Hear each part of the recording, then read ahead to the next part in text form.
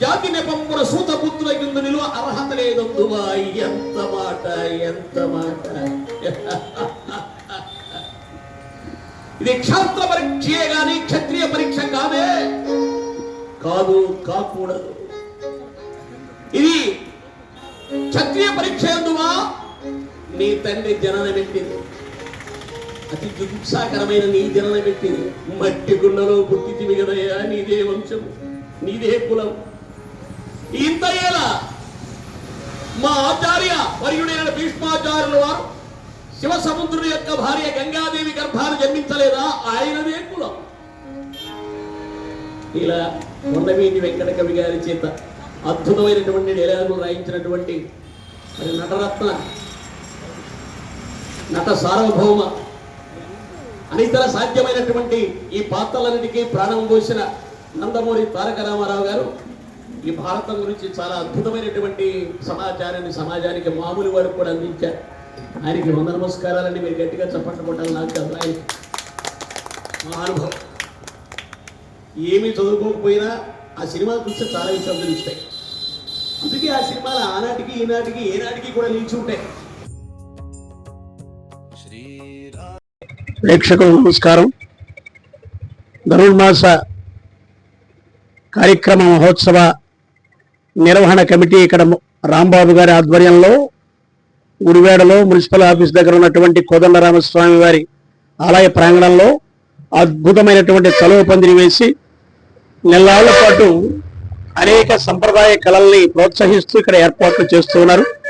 అందులో ప్రధానంగా మన సంప్రదాయ కళలలో అతి ముఖ్యమైనటువంటి సంగీత సాహిత్యాల మేళవింపైనటువంటి హరికథ కార్యక్రమాన్ని ప్రతిరోజు ఏర్పాటు చేస్తూ భక్తుల యొక్క ఆధ్యాత్మిక ఆనందాన్ని ఎక్కువగా రెట్టింపు చేయడానికి ప్రయత్నం చేస్తున్నారు. కనుక ఈ సందర్భంగా కమిటీ వారికి, రాంబాబు గారికి నేను ధన్యవాదాలు తెలియజేస్తున్నాను. ఉత్తమ ఉపాధ్యాయుడు అవార్డు కూడా పొందాను. అలాగే రేడియోలో బి హై గ్రేడ్ ఆర్టిస్టుగా నేను కార్యక్రమాలు చేస్తున్నాను. ముఖ్యంగా ఎన్ని మార్పులు వస్తున్నటువంటి ఈ రోజుల్లో కూడా మరి కోట్లాది రూపాయలు ఖర్చు పెట్టి పాన్ ఇండియా సినిమాలు వస్తున్నటువంటి ఈ రోజుల్లో కూడా ప్రేక్షక మహాశయులు హరికథలను ఆదరించడం అనేది చాలా అద్భుతమైనటువంటి విషయం. మీ అందరికీ తెలుసు, తెలుగు భాషలో ప్రఖ్యాతిగాంచినటువంటి రెండు ప్రక్రియలు ఉన్నాయి. ఒకటి అవధానం, రెండోది హరికథ. ప్రేక్షకుల ఆదరణ చాలా చక్కగా ఉన్నది. కనుక రాబోయే రోజుల్లో మా తరువాత తరం ముఖ్యంగా హైందవ ధర్మాన్ని ప్రజల్లోకి బాగా ప్రచారం తీసుకువెళ్ళడానికి ఏకైక మార్గం పురాణాలు, తర్వాత హరికథలు. ఎందుకంటే మనకి షోడశోపచారంలో గానం కూడా ఒక మార్గం ఉంది. దానికి సంకీర్తనలతో పాటు హరికథలు కూడా చాలా ప్రాముఖ్యం. కనుక నేను ప్రత్యేకంగా మనవి చేస్తున్నది ప్రభుత్వం వారికి, అలాగే ప్రజలందరికీ కూడా హరికథలను ప్రోత్సహించండి, ఆధ్యాత్మిక ఆనందాన్ని పొందండి. అలాగే వృత్తి కళాకారులైనటువంటి హరిదాసులందరికీ కూడా చక్కటి జీవనోపాధి కలగజేయండి. ముఖ్యంగా మన హైందవ ధర్మంపై జరుగుతున్నటువంటి దాడులు నివారించడానికి ఈ హరికథా రంగం ఎంతో ఉపయోగపడుతుందని ఆమెకి మనవి చేస్తూ, ముఖ్యంగా లైవ్ సీక్రెట్ 69 ఛానల్ వారు ఈ కార్యక్రమాల్ని యూట్యూబ్ ఛానల్ ద్వారా మరి జనులందరికీ కూడా అందజేస్తూ ఉన్నారు. వారికి ప్రత్యేకంగా నేను ధన్యవాదాలు తెలియజేస్తూ ఈ ఛానల్ని చక్కగా ఆదరించి మా అందరినీ ప్రోత్సహిస్తారని నేను మీ అందరినీ ప్రత్యేకంగా ప్రార్థిస్తూ సెలవు. మనది భారతదేశం, భావ రాగ తాళాలతో కూడుకున్న దేశం కాబట్టి మనది భారతదేశం. మనది ఇండియా కాదండి. భారతదేశం అంటే భావరాగ తాళాలతో కూడినది. ఈ భావరాగ తాళాలు సంగీత రూపంలోను, నాటక రూపంలోను, హరికథ రూపంలోను మనకి విశ్వవ్యాప్తం చేసే భారతదేశంలో విశిష్టమైన కళగా పేరొందినటువంటి హరికథకి ఎంతో ప్రాముఖ్యత ఉంది. ఆనాడు బ్రిటిష్ వాళ్ళు స్వాతంత్ర సమరంలో కూడా హరికథ వల్ల జనాలు చైతన్యపరిచి మనకి స్వాతంత్రం వచ్చేటి చేశారు. అటువంటి హరికథలో భాగమైనటువంటి ప్రక్క వాయిద్యాలుగా వయోలిన్, మృదంగం. నేను వయోలిన్ కళాకారుని. నా పేరు పాణ్యం దక్షిణామూర్తి. గత 50 సంవత్సరాలు బట్టి క్రితం నుంచి ఈ వయోలిన్ విద్యను నేర్చుకున్నాను. నేను ఒక 36 సంవత్సరాలుగా ఇదే వయోలిన్ కళాకారుడికి వృత్తిలో నేను కచేరీలకి, సంగీత కార్యక్రమాలకి, రికార్డింగ్లకు, హరికథలకు కూడా నేను వాయిస్తున్నాను. నాకు 2016లో హానరబుల్ డాక్టరేట్ వచ్చింది. అలాగే ఈ సంవత్సరం 2025లో ఏప్రిల్లో తెలంగాణలో బంగారు నంది అవార్డు వచ్చింది. అలాగే పద్మచక్ర అవార్డు, మరి ఇంకా ఎన్నో అవార్డులు వచ్చాయి. అలాగే రేడియోల్లో, టీవీల్లో సుమారుగా ఒక 13 వరకు ప్రోగ్రాం నేను వాయించున్నాను. ఇక్కడ ఈ ధనుర్మాస సందర్భంగా ప్రతి సంవత్సరం గుడివాడ ఈ కళావేదిక మీద నేను ఈ నెల రోజులు సంగీత హరికథ కార్యక్రమాలకి వయలిన్ వాయిస్తూ ఆ స్వామివారి సేవ చేసుకుంటున్నాను. అలాగే శ్రీశైల దేవస్థానంలో కూడా 15 సంవత్సరాలు బట్టి ఆస్థాన విద్వాంసులుగా నేను వయలిన్ కళాకారుడిగా ఉన్నాను. ఇంకా అనేక రకాలైనటువంటి ప్రోగ్రామ్స్ కూడా నేను నా వంతు సహకారం చేస్తున్నాను. నన్ను ఆదరిస్తున్నటువంటి ప్రేక్షక మహాశయులందరికీ కూడా, దేవస్థానాలకి, కళాకారులకి అందరికీ ధన్యవాదాలు తెలియకుంటూ, మన ఈ లైఫ్ సీక్రెట్ 69 ఛానల్ వారు చేస్తున్నటువంటి అద్భుతమైన సేవ, హరికథల్ని అన్నిటినీ జనప్రచారంలోకి తీసుకురావాలని వారు యూట్యూబ్లోంచి ప్రతి హరికథని అప్లోడ్ చేసి ప్రేక్షకులందరికీ దగ్గర పరుస్తున్నారు. అటువంటి ఛానల్ వారిని మీరు చక్కగా ఆదరించి ఇంకా హరికథల్ని బాగా జనాల్లోకి ఇంకా బాగా తీసుకెళ్లాలని మనస్ఫూర్తిగా కోరుకుంటూ ఈ ఛానల్ వారికి ధన్యవాదాలు తెలియపరుచుకుంటున్నాను. నా ఫోన్ నెంబర్ 9441751769. నా పేరు మడమల రాంబాబు భాగవతార్. నేను మచిలీపట్నం వాస్తవ్యుణ్ణి. నమస్కారం అండి. నా పేరు పాండ్యం దక్షిణామూర్తి. 50 సంవత్సరాల నుండి వయలిన్ వాయిద్యంలోకి. నేను మృదంగా ఆర్టిస్ట్ని. నా ఫోన్ నెంబర్ 9346994217. నేను శ్రీశైల దేవస్థానానికి ఆస్థాన విద్వాంసుని.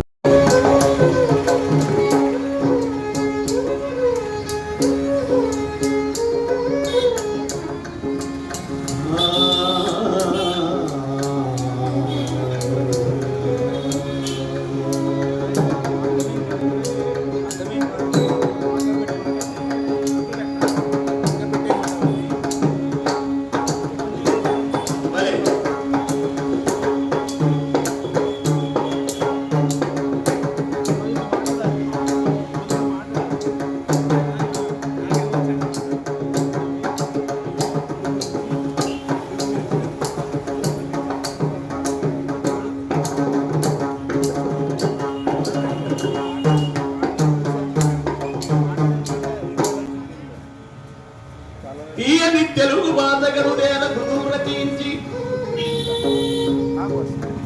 మరపయ్యకు జీవదానమిడే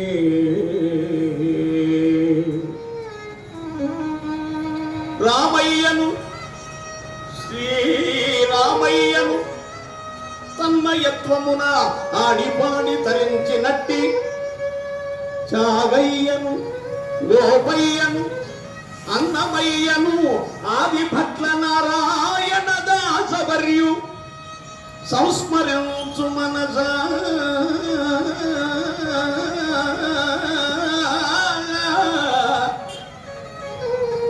సాధు జన ప్రవృద్ధికై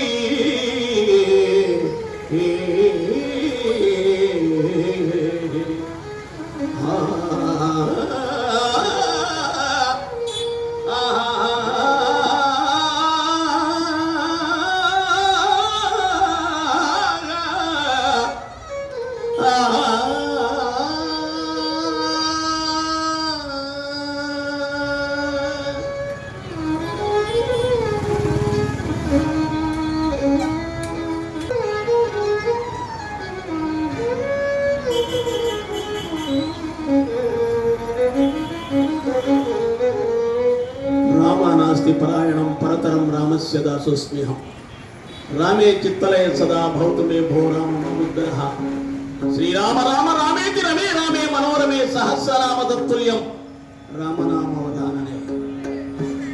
జై శ్రీమద్రమారమణ గోవింద, ఆంజనేయ వరద గోవింద, ప్రహ్లాద వరద గోవింద, ఏడుకొండలవాడ వెంకటరమణ గోవింద. గోవింద రండి, హారి అనక్కర్ల. గోవింద గోవింద గోవింద గోవింద. గోవిందుడు గోవులను రక్షించినవాడు. గోవు అంటే భూమికి మరొక రూపం. భూమిని రక్షించిన వాడు, అందుకే గోవిందుడయ్యాడు. గోవిందనామ స్మరణ చేస్తే చాలు, ముందు మానసికంగా మనం ఒక స్థిరత్వానికి వస్తాం. దైవం మన అందుంటాడు, మనల్ని రక్షిస్తాడనేటువంటి పూర్తి విశ్వాసం కలుగుతుంది. కలవు స్మరణాన్ముక్తి, కలవు శ్రవణాన్ముక్తి. కలియుగంలో నోటితో మనం స్మరిస్తే చాలు, లేదా మనసుతో స్మరించినా కూడా నిన్ను రక్షిస్తాడు భగవంతుడు. త్రేతాయుగంలో కృతయుగంలో సాధన చేశారు, త్రేతాయుగంలో యజ్ఞాలు చేశారు, ద్వాపరయుగంలో కూడా తపస్సులు చేశారు. ఈ కలియుగంలో అంత ఓపిక లేదు జనాలకి, ఖాళీ కూడా లేదు. ప్రతి మనిషి ఫుల్ బిజీ వితౌట్ వర్క్. పని లేకుండానే ఎవడు చూసినా ఖాళీగా ఉంటాడు. ఇవాళ టీవీలు వచ్చిన తర్వాత ఎవడి పని వాడిది హడావిడిగా ఉంటున్నారు. అందుకనే సులువైన మార్గం మనకు సూచించారు. నాయన, మంచి మాట విను, మంచి మాట అను, మంచి పని కను అంటే చూడు అని. అది చేస్తే నువ్వు భరిస్తావని మనకి సులువైన మార్గం చెప్పారు. అందుకోసమనే పుణ్యప్రదమైనటువంటి ధనుర్మాసంలో ఆంధ్రప్రదేశ్లోనే ఎక్కడా లేని విధంగా అన్ని చోట్ల పూజలు నిర్వహిస్తూ ఉంటారు. కానీ మొక్కవోని దీక్షతో, అకుంఠితమైనటువంటి పట్టుదలతో, కళలకు నిలయమైనటువంటి గుడివాడ పట్టణంలో, కళాకారులకు జన్మనిచ్చినటువంటి గుడివాడ పట్టణం ఎక్కడెక్కడో ఉన్న హరిదాసులను రప్పించి 30 రోజులు ఈ వేదికపై కథాగానాలు చేయించడం మామూలు విషయం కాదు. నిర్వాహకులకు 100 నమస్కారాలు తెలియజేస్తున్నాను నేను. అయ్యా, లోపల ఉన్నది రాముడు, నడిపించే ఆయన రాముడు, రాంబాబు గారు. అయ్యా, మరి ఇది చాలా గొప్ప విషయం. ఆయన వెనకాల ఉన్న వారు పరివారం, అందుకే రామదండు అంటాం వారందరినీ కలిపి. రామదండు ఆయన వెనక నిలబడి, పైగా ఇంకో విశేషం, ఇక్కడున్న వ్యాపారస్తులందరికీ మనం ధన్యవాదాలు తెలియజేయాలి. గుళ్ళు బాగా సౌండ్ పెడితేనే తట్టుకోలేకపోతున్నారు. మాకు సీరియల్ సరిగ్గా వినపట్లేదండి, అంత సౌండ్ పెడితే ఎట్లా, సౌండ్ తగ్గించుకుంటూ ఉంటాడు.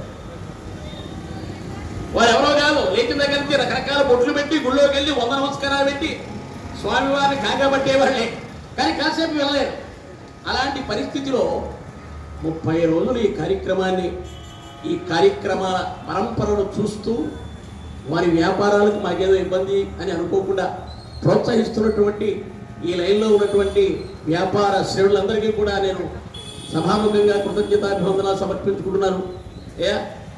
మరి ఈరోజు ఈ కార్యక్రమ పోషకులు ఆర్ఎస్పి అసోసియేషన్స్ మరియు శృతి టెక్నాలజీస్ వారు, ఆడిటర్స్ గుడివేడ, వీరందరి సంయుక్త ఆధ్వర్యంలో వారి ఇచ్చినటువంటి సహాయంతో, ఎందుకంటే ధనమూల విధం జగత్ ఏ కార్యక్రమం జరగాలన్నా డబ్బు కావాలి కనుక ఆ డబ్బులు వారు అందజేశారు. వారు ఇచ్చిన దానికి 1000 రెట్లుగా హనుమ సీతాలక్ష్మణ సమేత కోదండరామస్వామి, రాధా కృష్ణుడు, ఆ తిరుమల తిరుపతి వెంకటేశ్వర స్వామి, సాయినాథుడు సదా కలగజేయవలసిందిగా మనస్ఫూర్తిగా కోరుకుంటూ,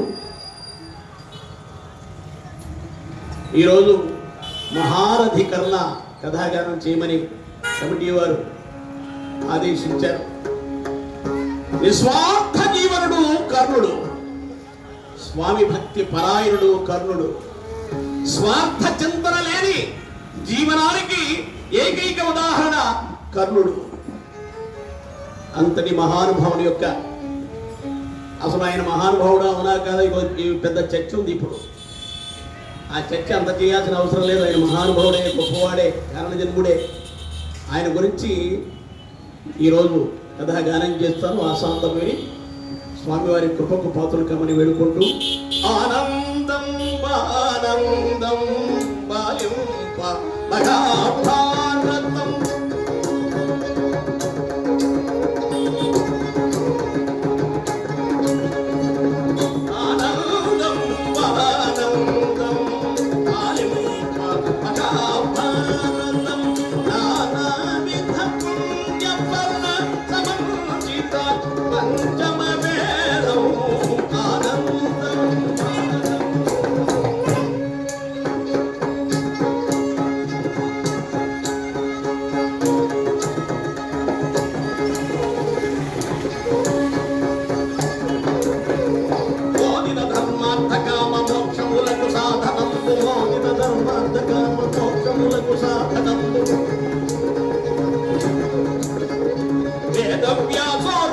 జ్యోతి జనిత దివ్యాభృత ఆనందం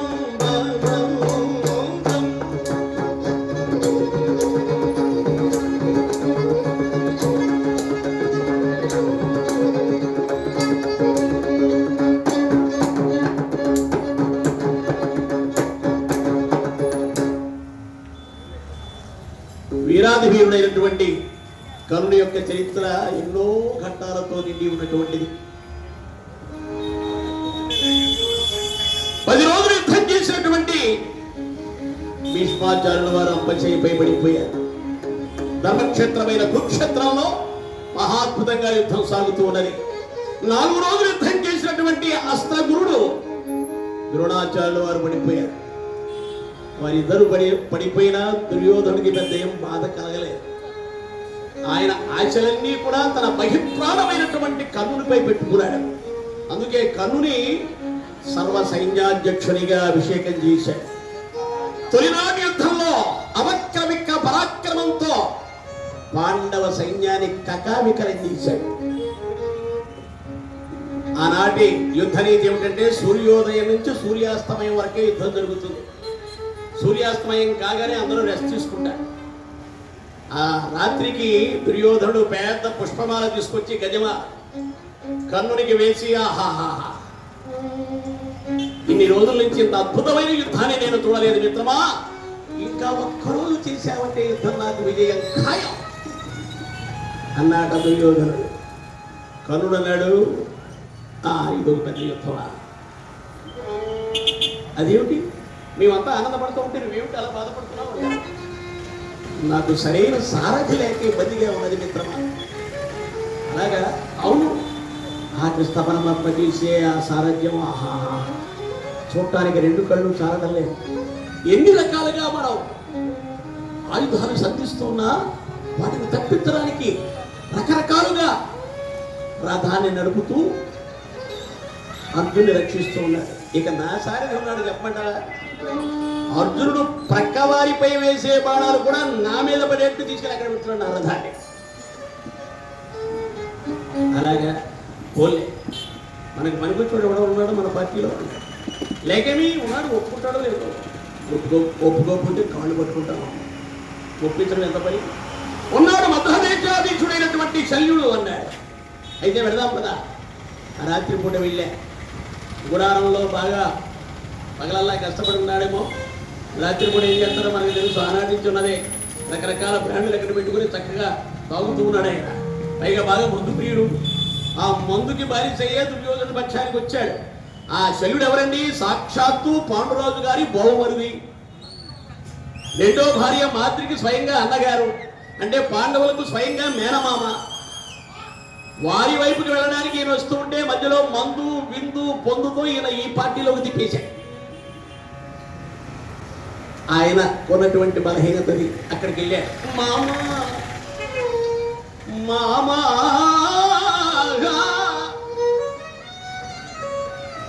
మామా బలమున గామా నీవే కదా మా ధీమా విశ్వదాభిరామమా మామా.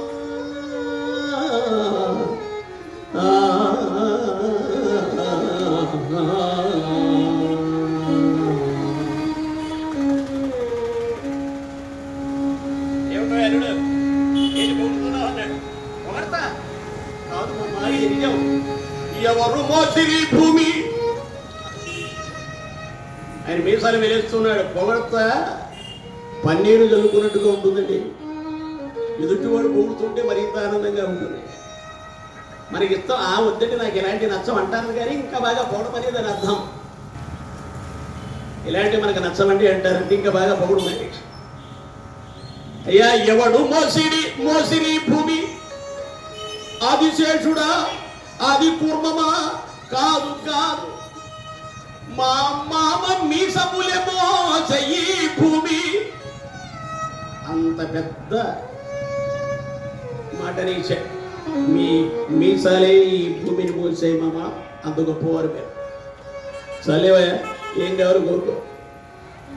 మామ కర్ణుడికి సారథ్యం చేయమని అడిగాడు. ఆయన ఒక్కసారి ఆవేశపడ్డాడు. నేను సుక్షత్రియ వంశ సంజాతుడను, అవక్ర విక్ర పరాక్రమంతో పోరాడగలిగే యోధుణ్ణి. 2 అక్షౌహిణీల సైన్యాన్ని తీసుకుని వచ్చి ఈ సైన్యంలో కలిపాను. అలాంటి నన్ను మన కింద పనిచేసే ఒక సూత పుత్రుడికి సారథ్యం చేయమంటావా?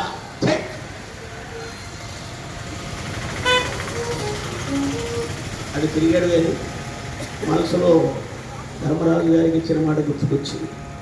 ధర్మరాజు గారు ఏమన్నారంటే, మాయా అక్కడ ఉంటే ఉండు, తప్పే ఉంది, ఏ పార్టీలో ఉన్నా నీ ఓటు నాకు ఇవ్వచ్చుగా, ఏముంది పెద్ద విషయం. ఆ పార్టీలో ఉంటే మాత్రం ఆ పార్టీకి చేయకూడదు ఏమిటి? అయ్యా ఇలాంటి రాజకీయాలు మనం ఎన్నో చూస్తున్నాం. ఇప్పుడు ఇది ఆనాడే ఉంది. అదేమిటారు నాకు అర్థం కాలేదు. అట్టుంటే నీకు ఎలా సహాయం చేస్తాను నేను అన్నాడు. ఏమిటి, రేపు కర్ణుడికి సారథ్యం చేయాల్సి వస్తే నువ్వే ఉంటావు అక్కడ. ఒకవేళ అవకాశం వస్తే ఆయన మనస్సు వికలం చేయి, అర్జునుడి కాపాడు. ఆ మాట గుర్తుకొచ్చి, అలాగే అంతగా అడుగుతున్నావు కనుక దుర్యోధన, నాకు ఇష్టం వచ్చినట్టు మాట్లాడతా, పాటలు పాడతా, దానికి అంగీకారమేమో అడుగు. వెళ్ళి బయట ఉన్న కర్ణుని అడిగాడు, కర్ణ ఇట్లా అంటారు ఏమిటి? పర్వాలేదు, ఒప్పుకో. ఆయన వచ్చే చాలా రూపాయలు పోతాయి. అంగీకరించాడు ఆయన.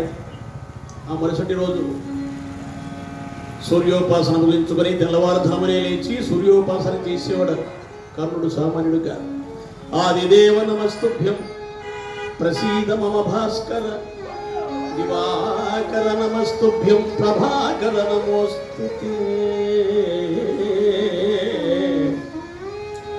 సప్తాశ్వరథమారూఢం ప్రచండం కశ్యపాత్మజం, శ్వేతపద్మధరం దేవం తం సూర్యం ప్రణమామ్యహం.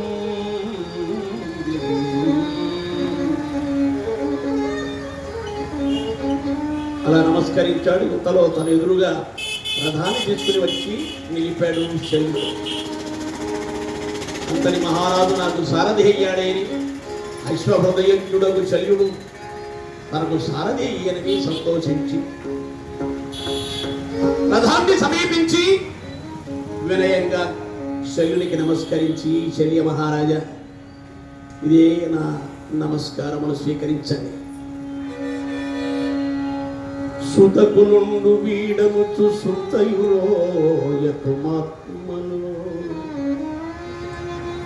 సూతకులుండు వీడముచు సుతయురోయకుమాత్మను, పురారికి నల్వపోలిక బలారికి మాతలి కైవడి, మురారాతి కిరీటికింబలే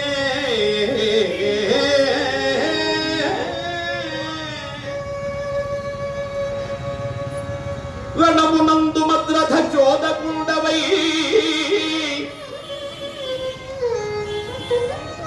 రణమునందు మద్రథ చోదకుండవై, నాకు జయముడగూర్చి కీర్తి నందుమా మద్రభూవరా.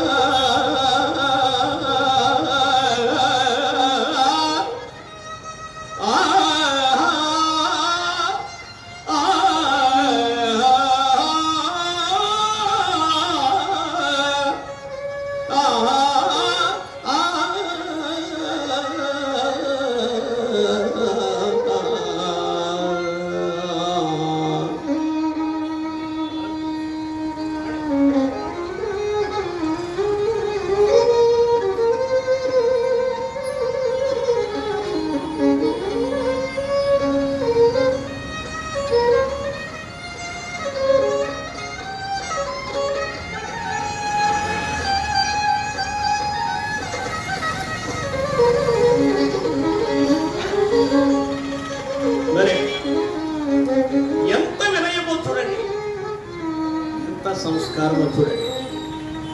మహారాజా, శల్య మహారాజా, నేను సూతకులుండని, నాకు సారథ్యం చేయాల్సి వచ్చిందని బాధపడుతున్నావేమో. అలా బాధపడకయా. అలనాడు త్రిపురాసుర సంహారంలో పరమశివునికి బ్రహ్మదేవుడు సారథ్యం చేశాడు. దేవాసుర సంహారంలో, దేవాసుర యుద్ధంలో దేవేంద్రులకు సారథ్యం చేసిన వాడు మాతలి. ఇప్పుడు జరుగుతున్న యుద్ధంలో అర్జునులకు సారథ్యం చేస్తున్నది మహామహుడైన కృష్ణ పరమాత్మ. నీవు కూడా అలాగే నాకు సారథ్యం చేసి విజయాన్ని ప్రసాదించు అన్నాడు. నిజానికి ఆయన సూతపుత్రుడా? కాదు కాదు, సూర్యపుత్రుడు. ఎలా అయ్యాడు సూర్యపుత్రుడు? కుంతి గర్భాన కన్యప్రాయంలోనే పుట్టాడు. అందుకత మనం తిడుతూ ఉండేవాడు, కన్యక పుట్టిన ఎవడయా అని.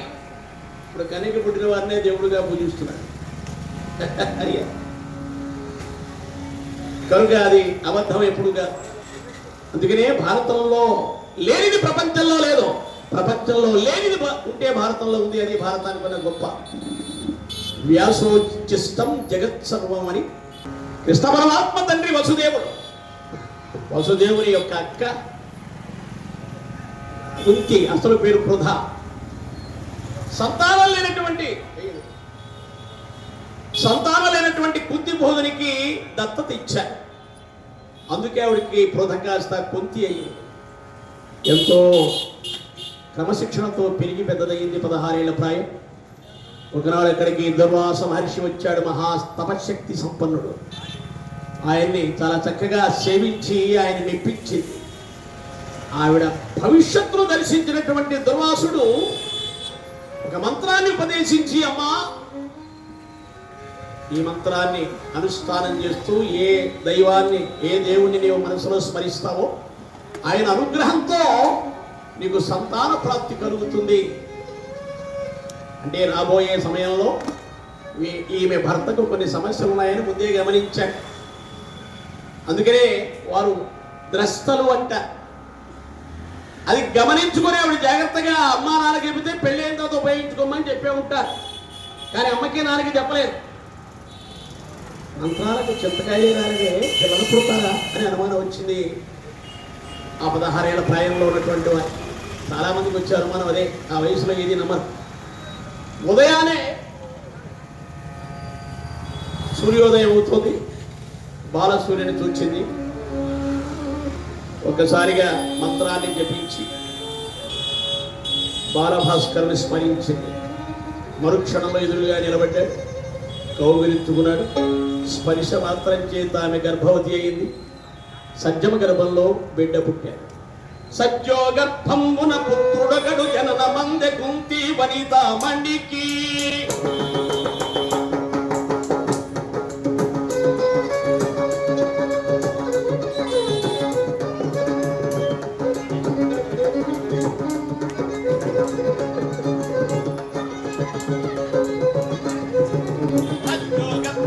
పుత్రుడగడు జనన మందె కుంతి వనిత మణికి.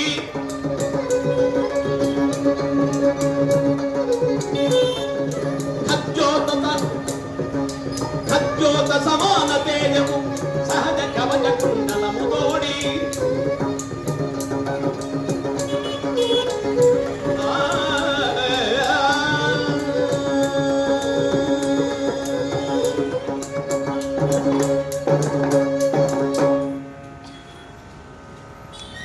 బాలసూర్యులాగా ప్రకాశిస్తున్నటువంటి ఒక బిడ్డ జన్మించాడు. సహజమైన కవచం, 2 చెవులకు 2 కుండల బాలసూర్యుడు అన్నట్టుగా దగాయమానంగా వెలిసిపోతున్నాడు. ఆ పరిణామానికి ఆ లభించిన బిడ్డను చూచి ఆనందించాలో ఏడవాలో తెలియని పరిస్థితి. లోక నిందకు భయపడిపోయింది. అమ్మా నాన్నకి ఏం చెప్పాలో అర్థం కాని పరిస్థితి. అయ్యో పొరపాటు చేశారు, ఇప్పుడు ఏం చేయరు ఈ బిడ్డను అని రోధించింది చాలాసేపు. ఈ తరం వారికి చాలా మందికి తెలియదు. కానీ ఘంటసాల గారు మనకు అందించారు మహానుభావుడికి ఉన్నారనుకోండి. అలాగే జంజాల పాపయ్య శాస్త్రి గారు కుంతి కుమారుని అద్భుతమైన ఖండకావ్యం రాశారు. మీరు ఎవరైనా విని ఉంటారు. అది ఒక రమణీయ పుష్పవనము, ఆ వనమందొక మేడ, మేడపై అది ఒక మారుమూల గది. ఆ గది తలుపులు తీసి మెల్లగా 15 ఏండ్ల ఈడుగల బాలిక పోలిక రాచపిల్ల జంకొద వెడి కాళ్ళతోడ దిగుచున్నది క్రిందికి మెల్లమేదుగాను.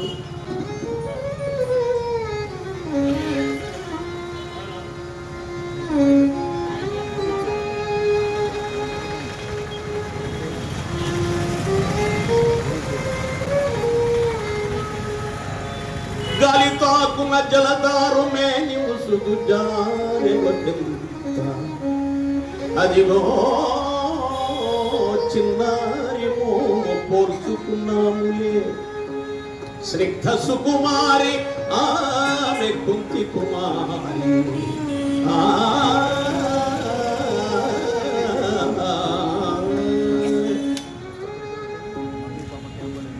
ఇలా మొత్తం ఒక 10-15 పద్యాలు ఉంటాయి. ఆ కుంతి యొక్క మనోవేదనను చాలా అద్భుతంగా వర్ణించాడు ఆయన. అయ్యా అలా దుఃఖిస్తూ ఏం చేయాలో పాలుకోరి స్థితిలో గంగా నది తరంగాలలో తేలియాడుతూ సూర్య సంకల్పంతో ఒక పెట్టె వస్తున్నది. ఆ పెట్టెలో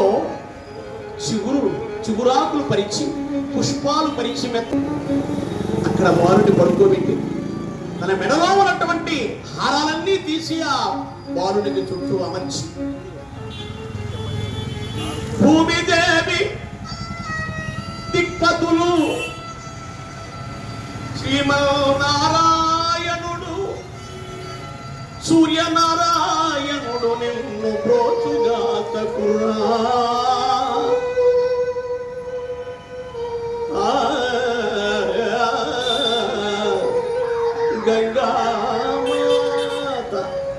గంగామాత చేర్చుమా బాలుని తల్లి వడికి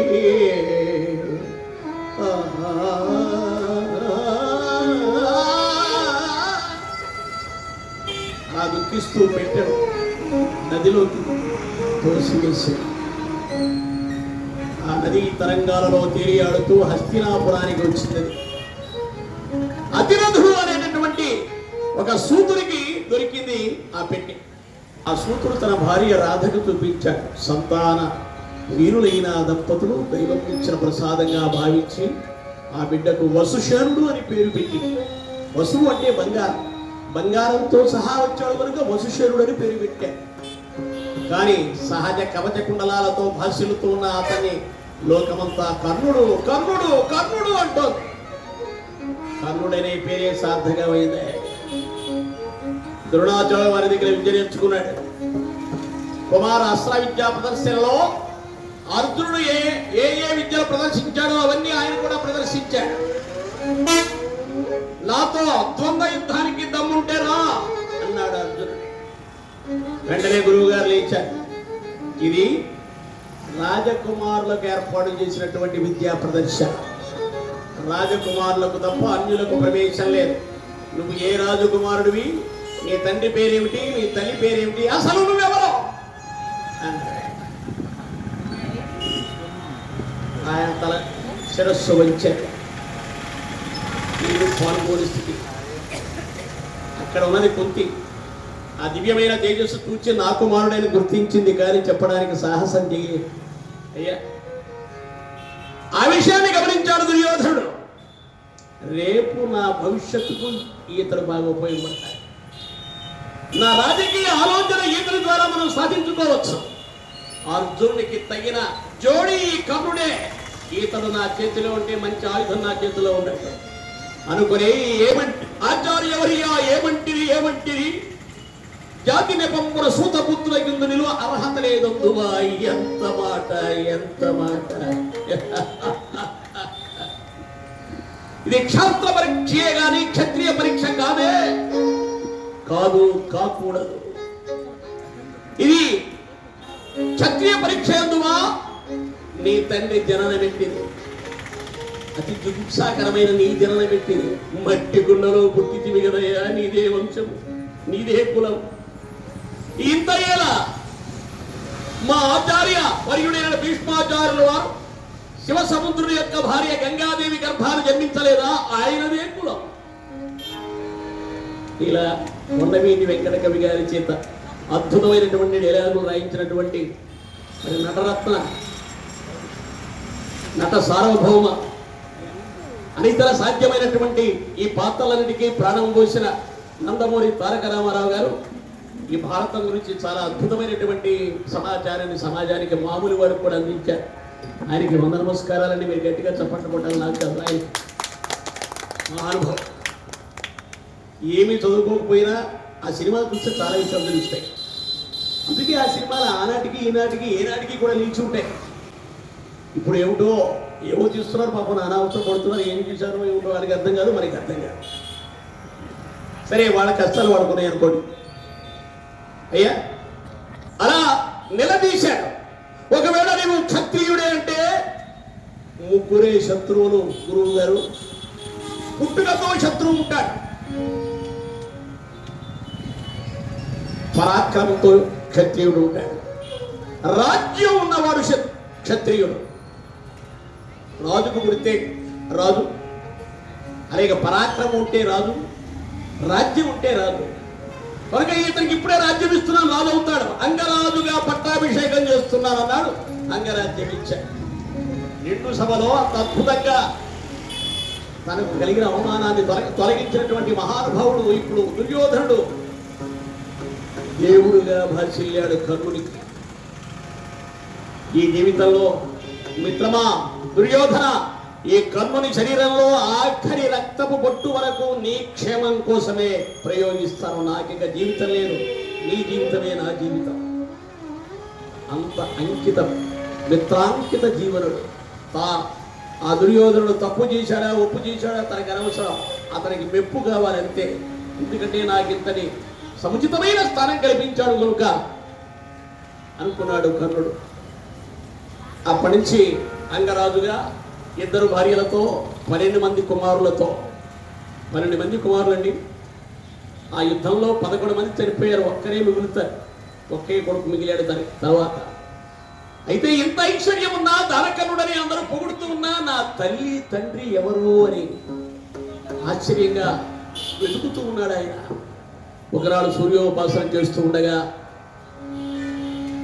ఆ సూర్య భగవానుడే దిగి వచ్చి దర్శనమిచ్చాడు. సూర్య భగవాన్ని పాదాలకు నమస్కరించాడు. ఆయన అన్నాడు, నా అనుగ్రహం చేత కుంతి కన్యగా ఉన్నప్పుడే నిన్ను బిడ్డగా పొందింది నాయన. నీ తండ్రిని నేను, నీ తల్లి కుంతి అనగానే, ఆహా మహానుభావ, ఎంత అదృష్టవంతుడు! కర్మసాక్షి అయిన సూర్య భగవానుడు నా తండ్రి, రాజమాత కుంతీదేవి నా కల్లా. అయ్యో, ఇంతకాలం నా తల్లిదండ్రులు ఎవరో అని నేను వ్యధ చెందుతూ ఉన్నాను. తండ్రి గ్రహించండి, స్వీకరించండి నా నమస్కారం అని వరసా శరసా వజసా మనసా దృష్ట్వా తదా పదాభ్యాం కరాభ్యాం కర్ణాభ్యాం ప్రణామోష్టాంగ ఉచ్యతే దేవా అని సాష్టాంగ దండ ప్రణామం చేశాడు. నాయన, అర్జునుడిని రక్షించడానికి నీకు సహజ సిద్ధంగా నా నుండి లభించిన ఈ కవచ కుండలాలు దానం అడగడానికి వస్తున్నాడయ్యా దేవేంద్రుడు. యువకు నాయన, అవి ఉన్నంతకాలము నిన్ను జయించేవాడు లోకంలో లేడు అన్నాడు.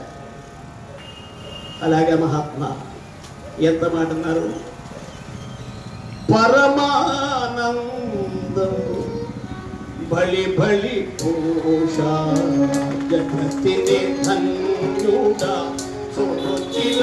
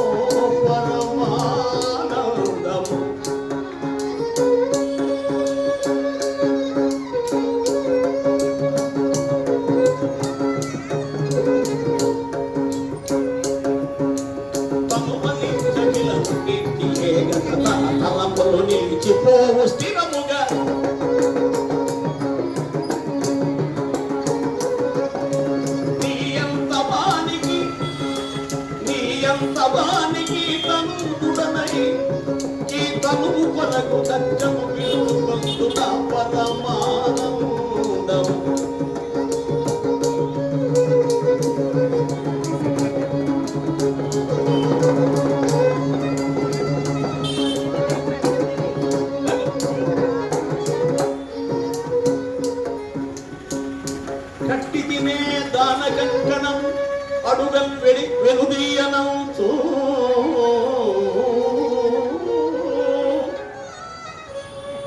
కట్టి తినే దాన కంకణము అడుగల్ వెనుదీయనంచు. మహాత్మా, ఈ చరాచర జగత్తుకు ప్రాణదాతము నీవు, వర్షదాతము నీవు. నీవు ఏమి ఆశించి ఈ లోకానికి ఇంత ఉపకారం చేస్తున్నావు?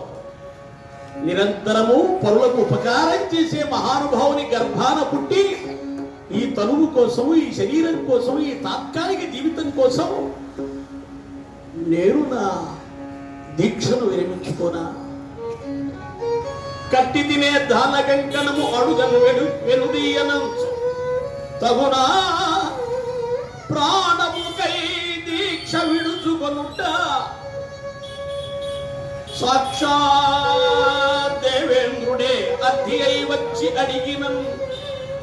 దేవేంద్రుడు అంటే సామాన్యమా? 33 కోట్ల దేవతలకు అధిపతి.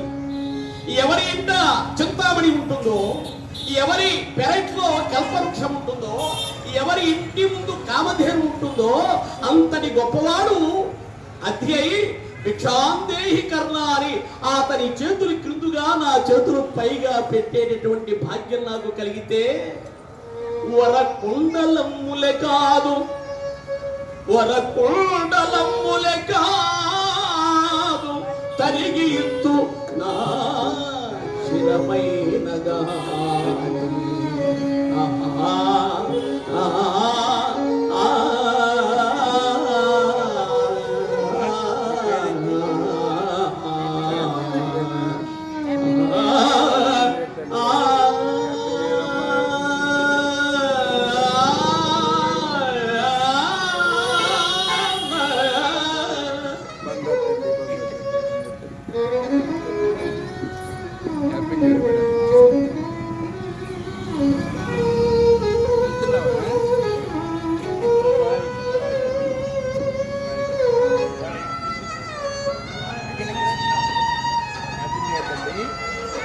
ఉంగరాల వెంకట శేషగిరిరావు గారు హరికథా బృందాన్ని అభినందిస్తూ 51 రూపాయి కానుకగా అందజేశారు. వారిని రామదేవుడు సదా రక్షించుగా.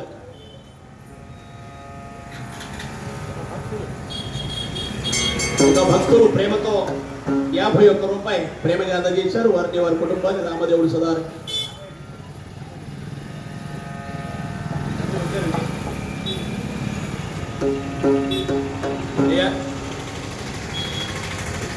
ఆయన రావాలే కానీ కవచకుండా దేవుడి తండ్రి తలకాయ శిరస్సు ఇచ్చేస్తారు.